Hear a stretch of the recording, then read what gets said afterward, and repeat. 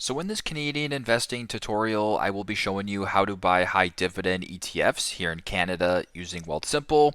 So once Wealthsimple is opened up, go to the bottom, select the magnifying glass. Now, a few different ways you can do this. First and foremost, you can go to ETFs right here. You can view a bunch of different ETFs if you want, but what I'm going to do is actually go to the search bar right here, and I'm going to go dividend, search up dividend right here. So once you're here, there's going to be a bunch of different dividend ETFs you can select from. So you can just scroll down. So for example, CDIV, Manulife Smart Dividend ETF, if you wanted to go ahead and select that, you can view all about it. You can also scroll down, see the dividend amount. You can also scroll down and choose other dividend ETFs here. So if you wanted to maybe search up high dividends, you can go ahead and do that. So high dividend right here, a bunch of different ETFs that you can select from. So for example, the Fidelity International High Dividend Index ETF, if you wanted to select that as an example, you can scroll down, see the high dividend payments. You can go basically just scroll down, see a bunch of different options right here. You can also go to covered call as well. So if I wanted to do covered call, you can search up covered call, search up one, and if you were to scroll down a little bit, the dividend yield is a little bit higher with covered calls. So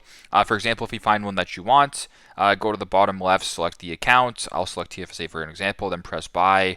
Once you're here, type in the amount that you wanted to buy. So if you wanted to buy $2 worth, you type in that, then press review.